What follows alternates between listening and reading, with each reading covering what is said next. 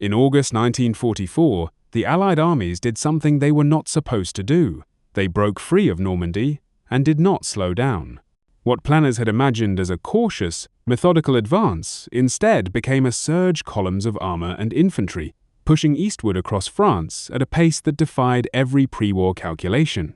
The battle for Normandy was barely finished when the front began to stretch, lengthening with every passing day. Inside German headquarters, this speed was not interpreted as strength, but as a mistake. Every army, German doctrine insisted, was bound by supply, fuel, ammunition, spare parts. These were the governors of modern war. An advance could move only as fast as its logistics allowed, and the Allies, German generals believed, had already gone too far. Their depots lay behind them, their ports still damaged, their railways in ruins. Collapse, they assumed, was only a matter of time. Fuel was the central calculation. Armored divisions burned it by the ton, and American tanks were consuming more than planners had forecast. To German staff officers, the arithmetic was reassuring. Shortages were inevitable. Columns would stall, units would pause, then halt altogether. The advance would solve itself not through German action, but through Allied exhaustion. Yet one army refused to behave as expected. George S. Patton's Third Army continued to move, day after day, pressing east as if fuel were unlimited. When maps were unrolled on German briefing tables, the distances alone seemed absurd. These were movements that doctrine said could not be sustained, lines that stretched beyond any reasonable supply radius. And still, the reports kept coming in, American units advancing, American armor appearing where it should not have been able to reach. German officers waited for the pause. They expected the familiar signs, idle tanks, regrouping formations, the telltale lull that preceded logistical failure. None appeared. The front did not stiffen. It flowed forward. By late August, the advance that should have stalled was still accelerating. The numbers no longer made sense, and neither did the war unfolding on the maps. Somewhere behind the American lines, something fundamental was being missed. And until it revealed itself, German commanders were left watching an army that refused to run out of fuel and a campaign that refused to slow down. By late summer 1944, the geography of France itself appeared to favor the defenders. The rail networks that had once bound the country together lay shattered, twisted steel, and cratered junctions stretching from the Channel coast deep into the interior. Allied bombers had done their work thoroughly. Bridges were down, switching yards obliterated, locomotives burned where they stood. In previous wars, such destruction would have imposed an immediate pause. Armies without railways did not advance. They waited. The ports offered little relief.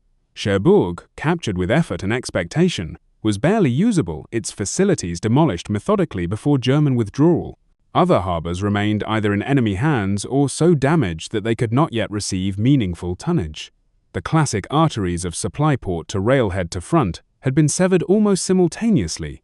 By every established measure, the Allied advance was operating on borrowed time. German planners recognized the moment as an opportunity. Logistics chaos, they believed, was finally asserting itself. No modern army could sustain armored movement across France without rails or functioning ports.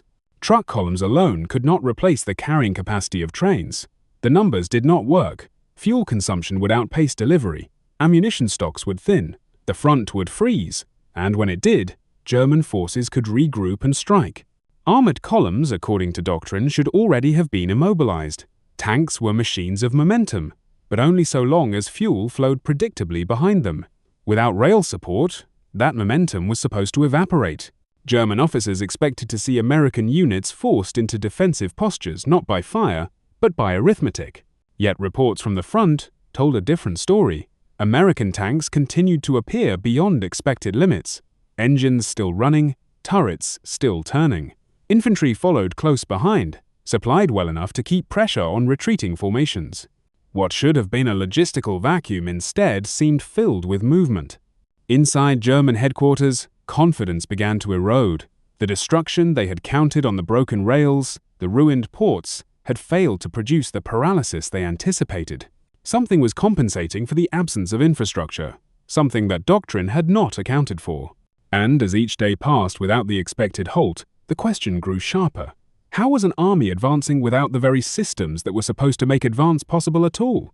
In the weeks that followed the breakout, From Normandy, the scale of American movement began to eclipse anything seen on the Western Front since 1940. Patton's units advanced not by miles, but by regions crossing rivers, bypassing strongpoints, and appearing deep in the German rear with unsettling regularity. Some formations covered hundreds of miles in a matter of weeks, a tempo that belonged more to theory than to lived experience. War, as it was understood, was not supposed to move this fast. The cost of that speed was measurable. Fuel consumption climbed beyond pre-war estimates, exceeding the figures planners had once treated as extreme scenarios. Tanks drank gasoline relentlessly, trucks ran almost continuously, and engines were pushed past recommended limits. Ammunition expenditure followed the same pattern. Engagements came in rapid succession, and resupply demands multiplied accordingly. On paper, the arithmetic became unforgiving. By all conventional measures, the advance was consuming itself. German intelligence officers tracked these figures with growing confidence. Reports from the field confirmed what doctrine already suggested. An army moving at this pace could not be sustained indefinitely. Forecasts were revised daily, each one predicting imminent supply failure. The assumption hardened into routine. Tomorrow, or the day after, the Americans would have to stop. They always did. But each morning brought the same unwelcome contradiction. Patrols reported American columns still advancing. Reconnaissance flights spotted fresh units where stalled wrecks were expected. Defensive positions prepared for a pause instead faced renewed pressure. The failure did not arrive. Instead, the front continued to stretch, growing thinner and more unstable with every mile surrendered. This inconsistency troubled German planners more than bad news ever had. Losses could be explained. Retreats could be managed. But a logistical impossibility that refused to resolve itself undermined the logic on which every plan depended. The data said one thing. The battlefield said another. As days turned into weeks, the pattern became undeniable. Predictions of collapse were no longer merely wrong. They were irrelevant. Whatever sustained the American advance was operating beyond the visible front, beyond captured maps and intercepted signals. It did not announce itself with fire or maneuver. It worked quietly, persistently, and at scale. And until its nature was understood, German commanders were left confronting a new reality, an enemy whose movement obeyed rules they no longer recognized, and a war that was being carried forward by forces they could not yet see. For German generals in 1944, logistics was not an afterthought. It was a boundary. Long before a single order was issued, calculations of supply defined what was possible and what was not. Movement was always tethered to sustainment, and sustainment, in turn, was governed by infrastructure. This belief was not careless, it was earned. German operational thinking had been shaped by hard experience, and that experience had taught a clear lesson. No army could outrun its supplies for long. Railways stood at the center of this worldview. They were the backbone of continental warfare, capable of moving the vast quantities of fuel, ammunition, and rations that modern armies required. German planning revolved around railheads, timetables, and the steady pulse of trains feeding the front. When rail lines were cut, operations slowed. When they were destroyed, operations stopped. This was not theory. It was history, confirmed again and again on the Eastern Front and in North Africa. Trucks, by contrast, were viewed as a supplement, not a solution. Motor transport consumed too much fuel, required constant maintenance, and strained under long distances. At scale, it was inefficient. At speed, it was fragile. German logisticians understood that trucks could bridge gaps, but they could not replace railways across an entire theater. To attempt otherwise invited exhaustion and collapse. Rapid advances, therefore, were assumed to be temporary by nature. Blitzkrieg itself had limits, and German officers knew them intimately. Early victories had been followed by pauses, regrouping, and consolidation. When those pauses were denied, when fuel ran short or spare parts failed to arrive, the results were disastrous. The memory of stalled columns and immobilized divisions was not abstract. It was recent, and it was painful. Fuel shortages, in particular, haunted German planning. By 1944, scarcity dominated every operational discussion. Entire offensives had been shaped or abandoned because the fuel simply was not there. From the Caucasus to Normandy, German commanders had learned that ambition without supply was self-defeating. Logistics did not reward audacity, it punished it. These assumptions felt universal because they had proven themselves across campaigns and continents. They were not merely German beliefs, they were principles of modern war. Every European army had learned them the same way through constraint, loss, and hard arithmetic. There was no reason, German generals believed, that the Americans would be exempt. So the United States was judged accordingly. Its forces were measured against familiar limits, its movements interpreted through European experience. Industrial abundance was acknowledged, but only in the abstract. On the ground, trucks were still trucks, fuel was still fuel, and distance was still distance. No nation, however wealthy, could escape the physics of supply, or so it seemed, because what German doctrine could not account for was not a different understanding of logistics, but a different relationship to it. And as the American advance continued to defy expectations, the certainty that once anchored German planning began to feel less like wisdom and more like projection.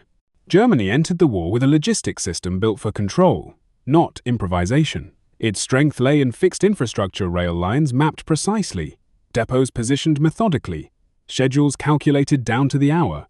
When those systems functioned, they delivered remarkable efficiency. When they failed, there was little to replace them. By 1944, that vulnerability had become systemic.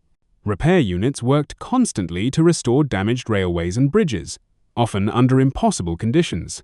Allied air power roamed freely, striking rail yards, junctions, and repair crews as soon as they revealed themselves. A bridge repaired by night might be destroyed again by morning. Each successful strike did more than interrupt movement. It imposed hesitation.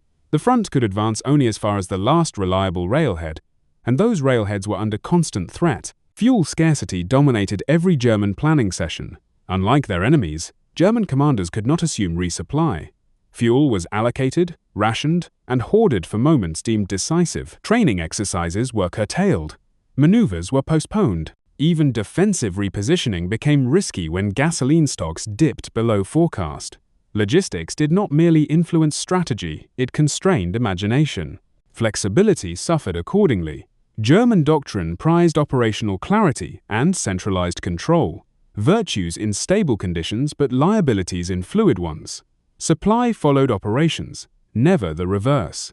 Logisticians were expected to support plans already made, not to shape them. When conditions changed unexpectedly, adaptation required approval, paperwork, and time resources that were increasingly scarce. This rigidity slowed response at every level. Field commanders reported shortages, but solutions moved upward through layers of command before moving back down again. By the time adjustments were approved, circumstances had often shifted. The system could function brilliantly when the battlefield behaved as predicted. When it did not, friction multiplied. These constraints shaped how German generals interpreted the enemy. They understood war through the limits they themselves endured. Long-distance movement without rail support seemed reckless because it would have been suicidal for them.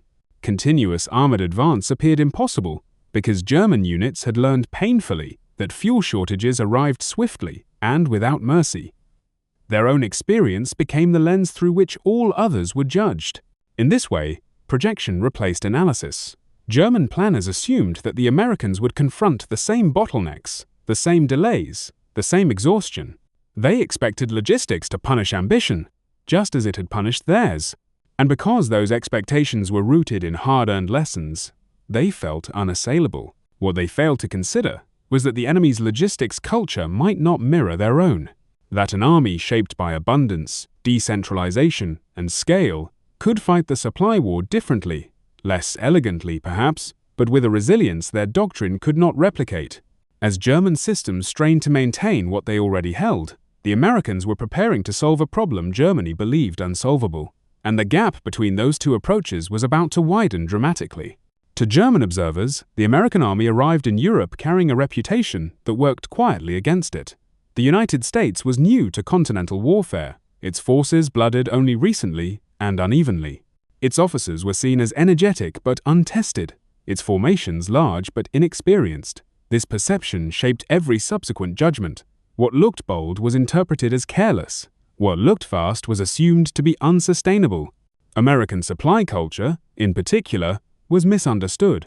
German planners acknowledged U.S. industrial capacity in theory, but they struggled to translate factory output into battlefield endurance. Abundance, to them, existed on paper in production charts and distance statistics. It did not automatically become fuel in a tank or ammunition in a forward dump. Between factory and front lay friction, distance, and delay. Germany had learned this lesson the hard way. They assumed the Americans would learn it too. Long-distance trucking sat at the center of this misjudgment. German logisticians viewed it as a stopgap, a temporary bridge until proper infrastructure could be restored. Trucks wore out quickly. They consumed fuel voraciously. They required spare parts, drivers, maintenance crews, and roads capable of bearing constant strain. At scale, they were inefficient. To base an entire theater's logistics on motor transport alone seemed not innovative, but irresponsible. German intelligence reinforced this belief.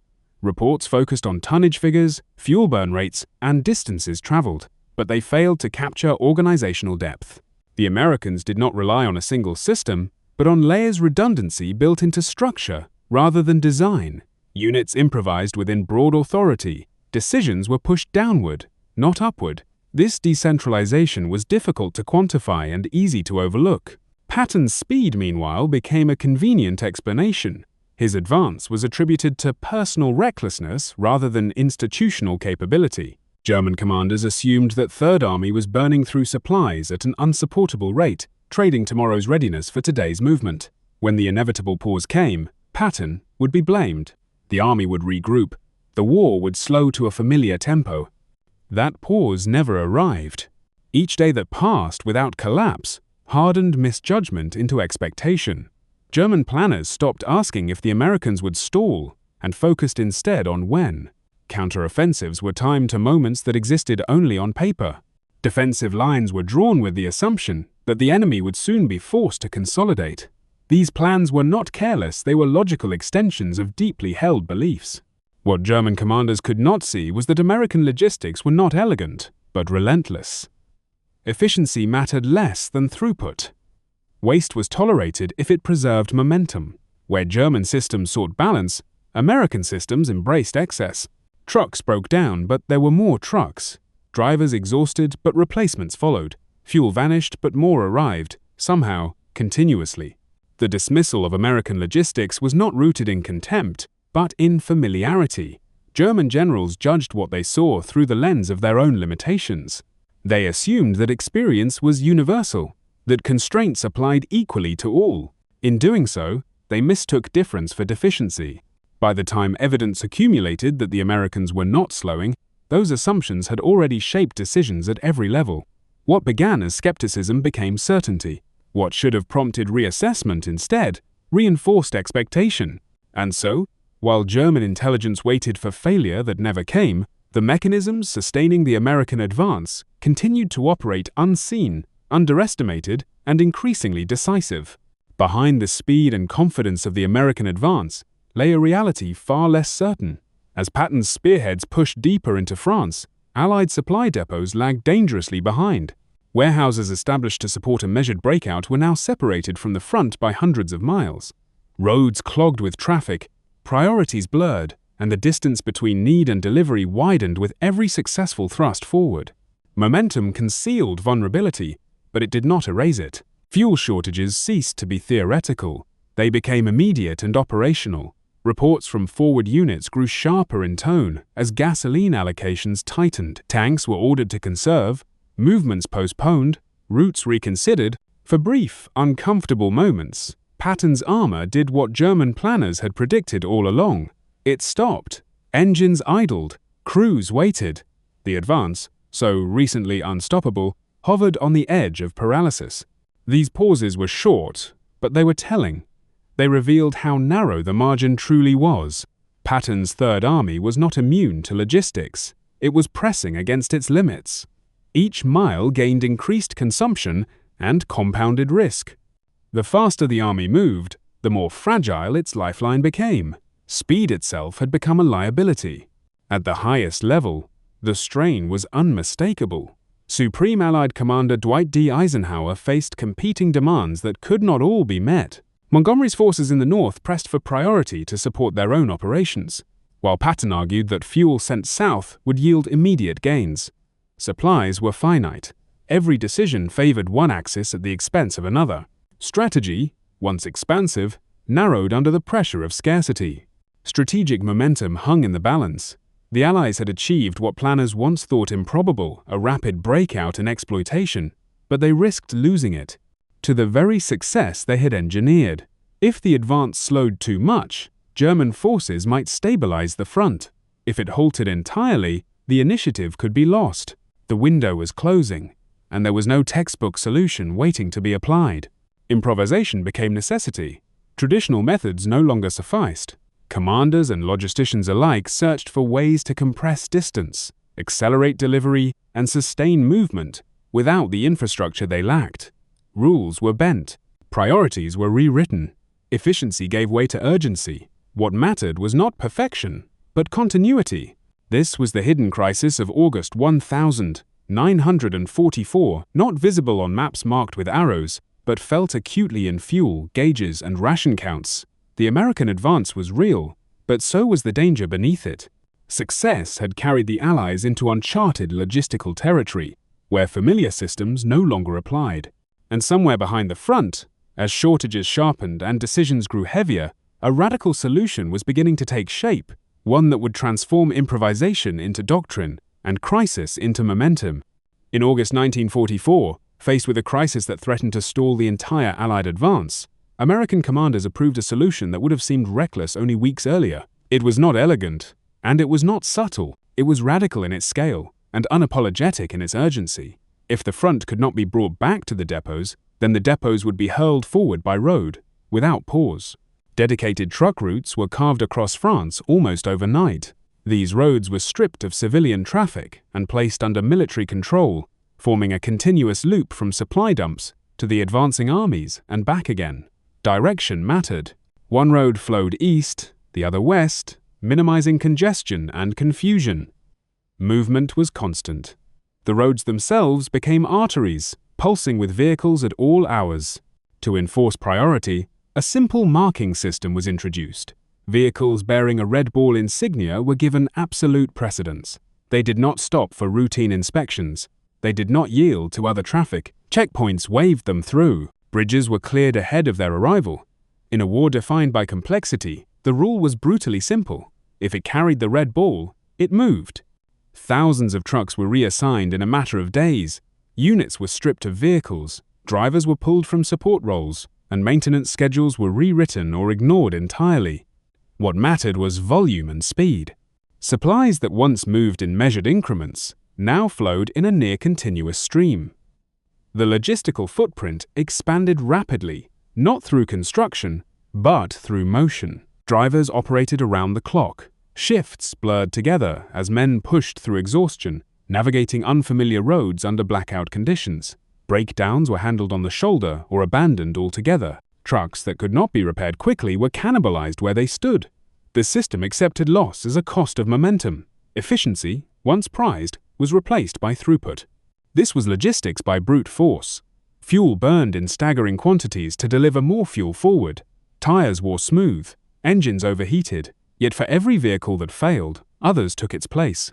The sheer density of movement compensated for waste. The roads filled with sound, the grind of gears, the steady hum of engines, the relentless passage of convoys that did not stop.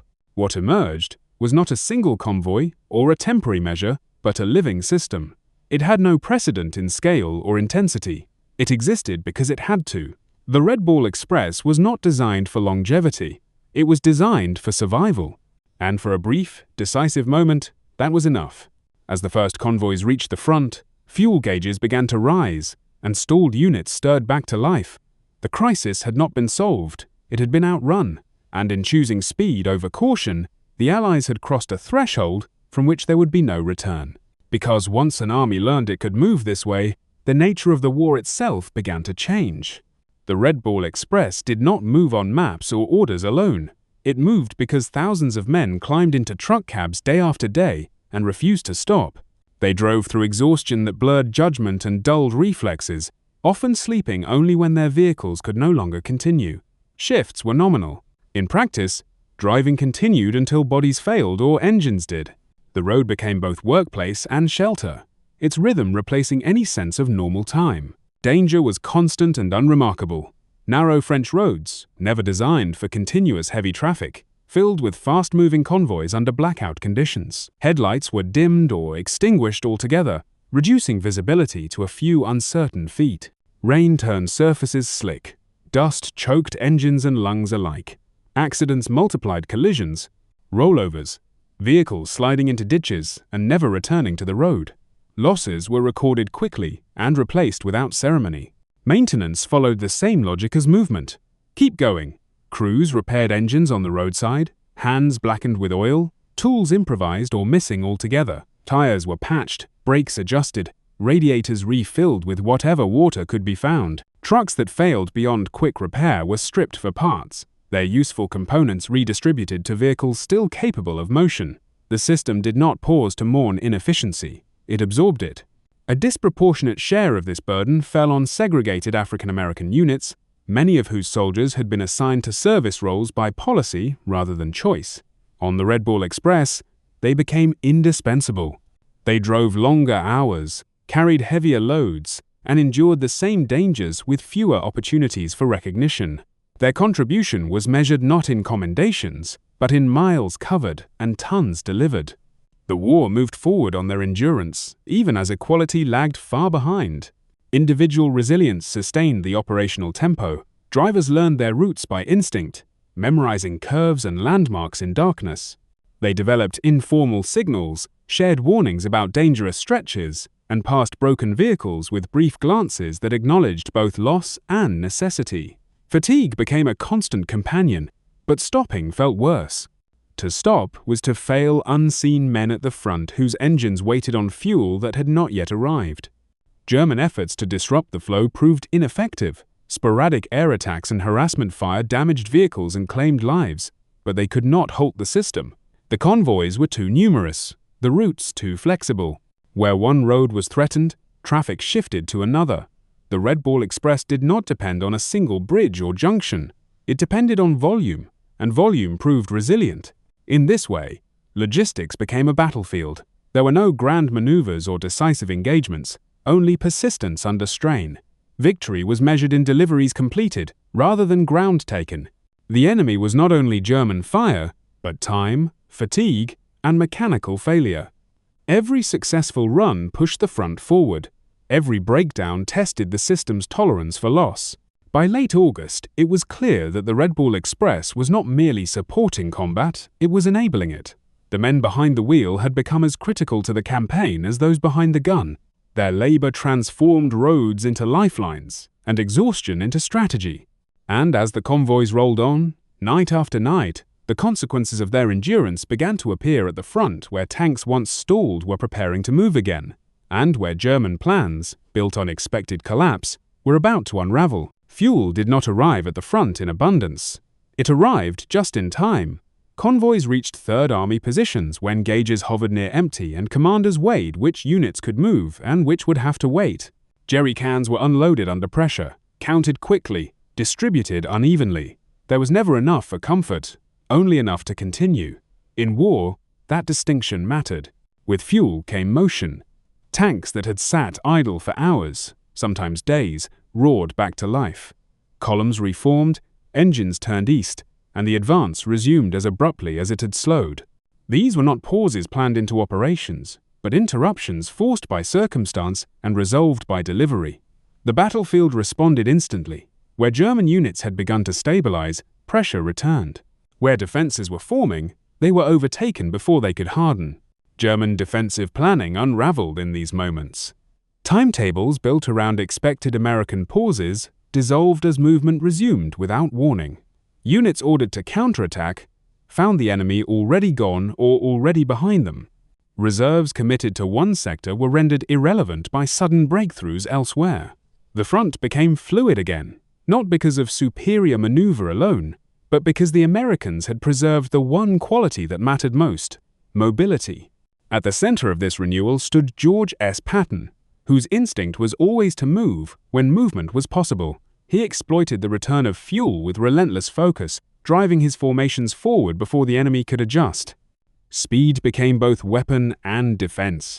The faster Third Army advanced, the less time German commanders had to recover from surprise. Every gallon delivered translated directly into pressure applied. Yet the turning point was not Patton's temperament. It was the system that sustained it.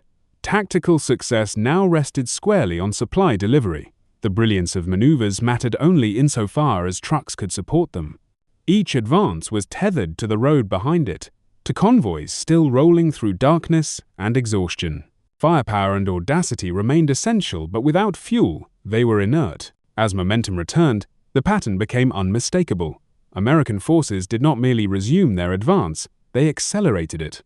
The front bent and stretched again, German formations retreating faster than orders could reach them. The opportunity German planners had awaited the moment when logistics would impose its verdict slipped away. This was the confirmation point. What had seemed anomalous now proved durable. The American advance was no longer surviving despite its supply situation. It was being sustained by a new one. The Red Bull Express had not solved every problem, but it had solved the most important one: continuity. As long as movement could be preserved, initiative belonged to the attacker. By late August, it was clear that Third Army was not living on borrowed time. It was being actively kept alive. Mile by mile, gallon by gallon, the gamble had worked not perfectly, not cleanly, but decisively. And as German commanders struggled to understand why their expectations kept failing, the consequences became unavoidable. The war they thought would slow down had instead found a way to keep moving, and the balance of the campaign shifted with it. By early September, the reports arriving at German headquarters had acquired a troubling consistency. Reconnaissance summaries, intercepted communications, and field intelligence all confirmed the same reality. American forces were still moving, not surging briefly, not pausing to consolidate, but advancing day after day with sustained pressure. The expected inflection point never appeared.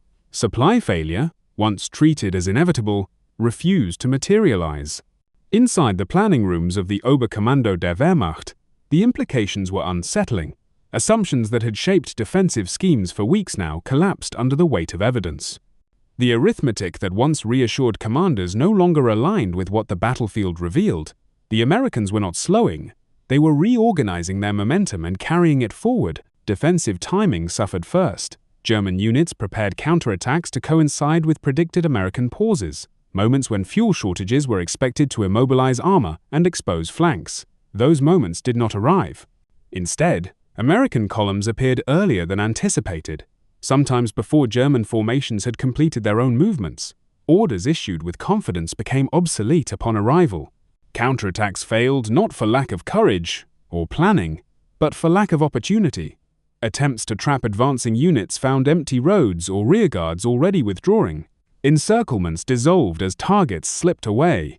The battlefield refused to hold still.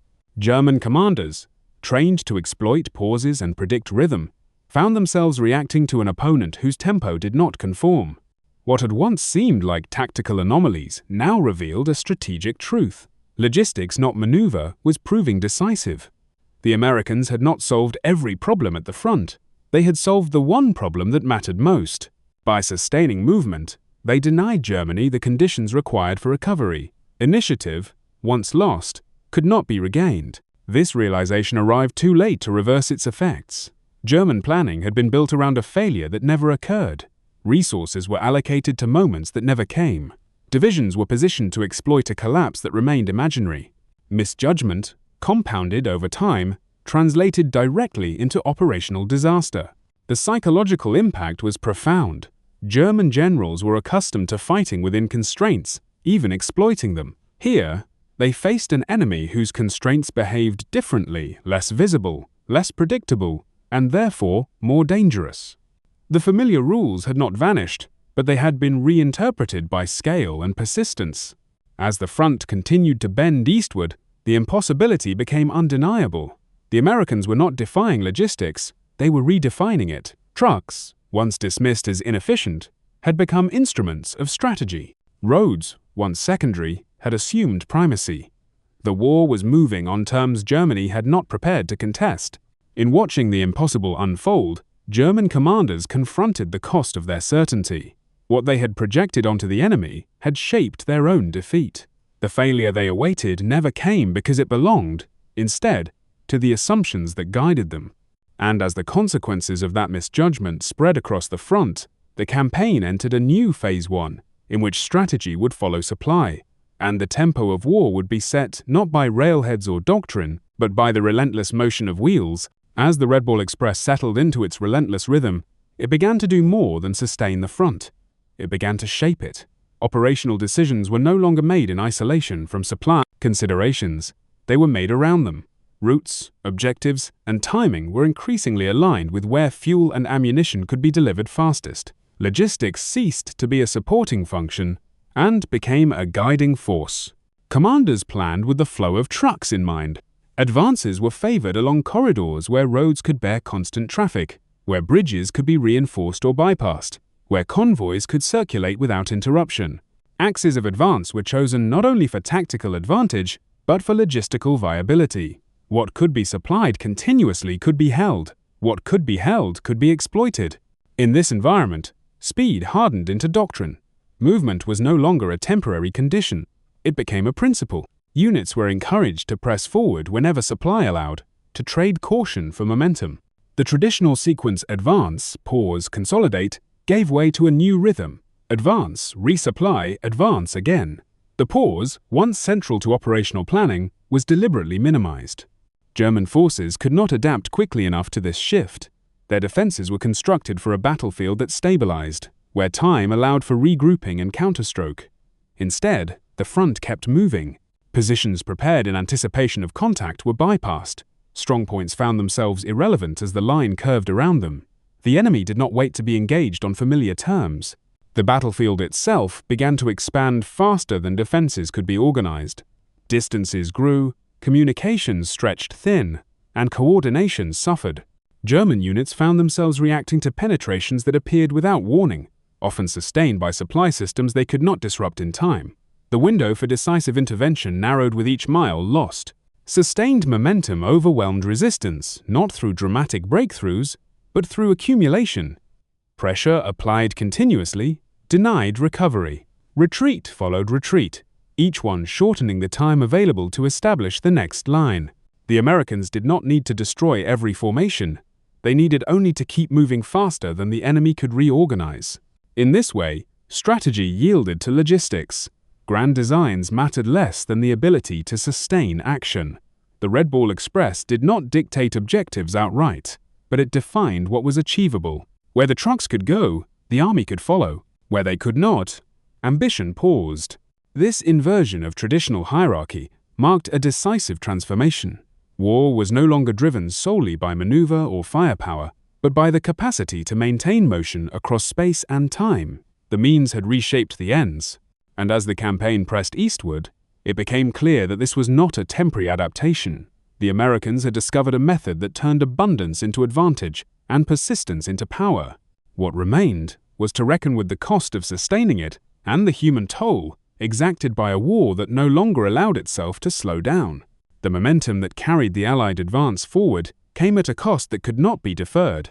Vehicles wore out at alarming rates. Trucks designed for measured use were driven nearly without pause, their engines pushed beyond tolerances, their suspensions punished by rutted roads and overloaded cargo. Breakdowns became commonplace. Service life was no longer counted in months or years, but in days of continued motion. Drivers bore the strain most directly. Exhaustion settled into their routines, dulling reflexes and shortening tempers. Accidents increased, some minor, others fatal. Casualties accumulated not from enemy fire alone, but from fatigue, weather, and mechanical failure. For many, the war was experienced from behind a windshield, measured in miles driven, and hours without rest. Their endurance was not celebrated in dispatches, but it was consumed steadily by the demands of speed. Maintenance crews struggled to keep pace. Workshops overflowed with damaged vehicles awaiting attention that could not be spared. Repairs were improvised, incomplete, and often temporary. Spare parts ran short. Cannibalization became standard practice. Mechanics worked through the night, knowing that every truck returned to service postponed failure somewhere else. The system survived by accepting degradation as normal. Infrastructure deteriorated under the strain.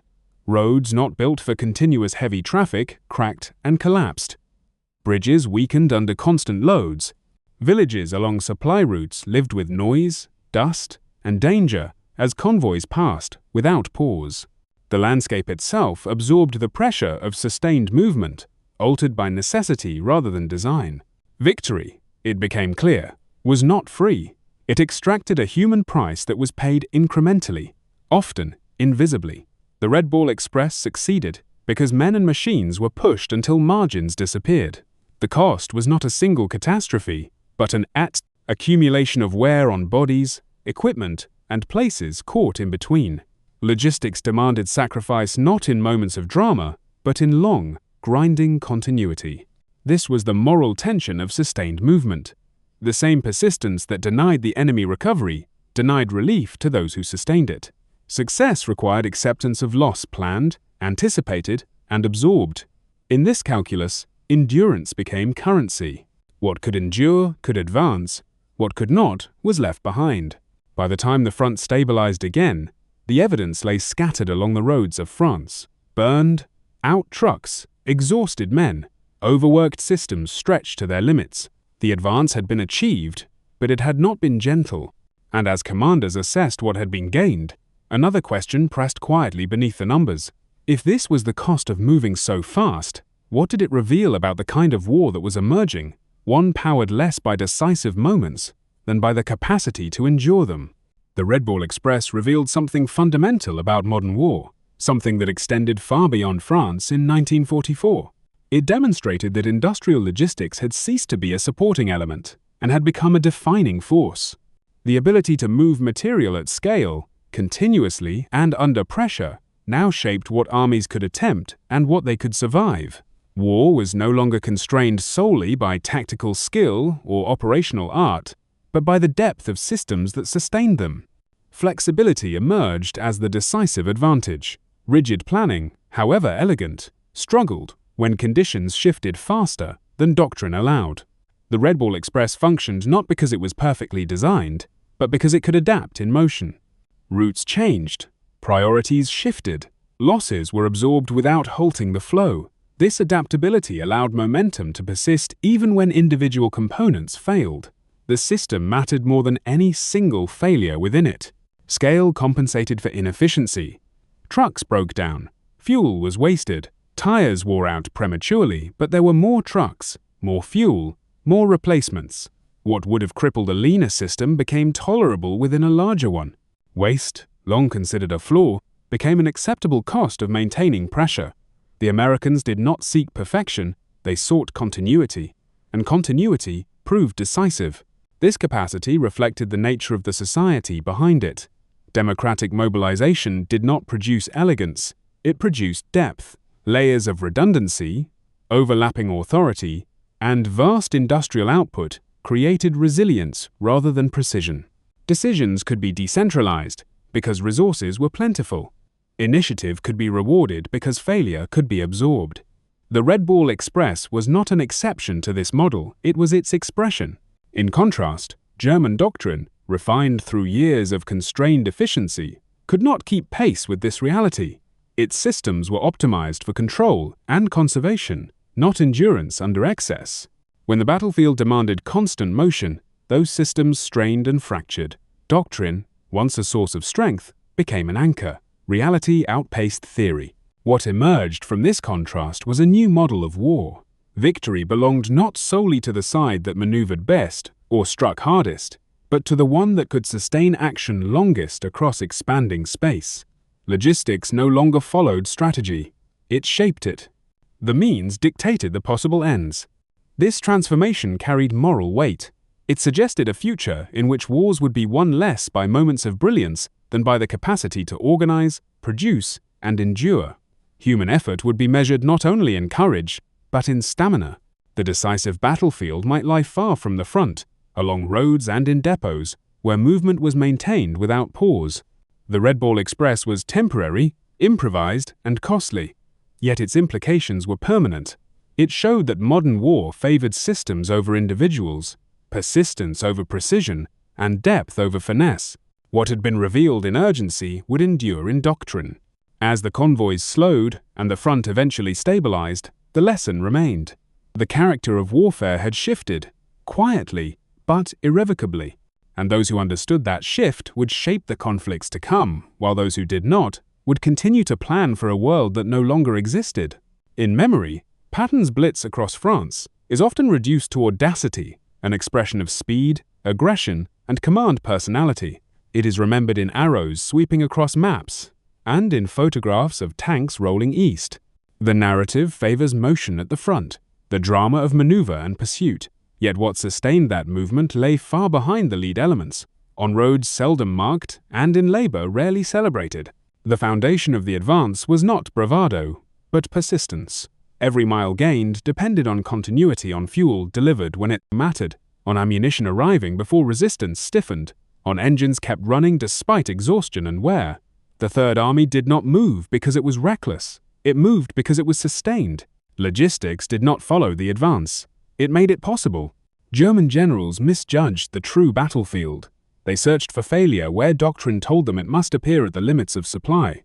They waited for fuel shortages to impose restraint, for infrastructure damage to enforce pause.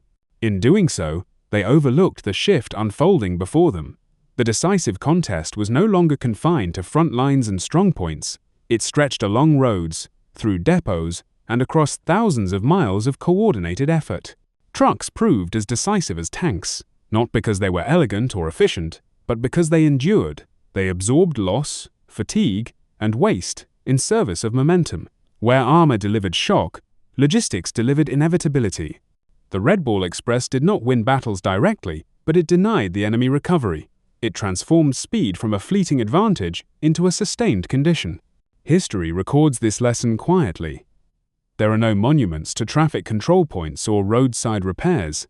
The names of drivers rarely appear in after-action reports. Yet the outcome of the campaign bears their imprint.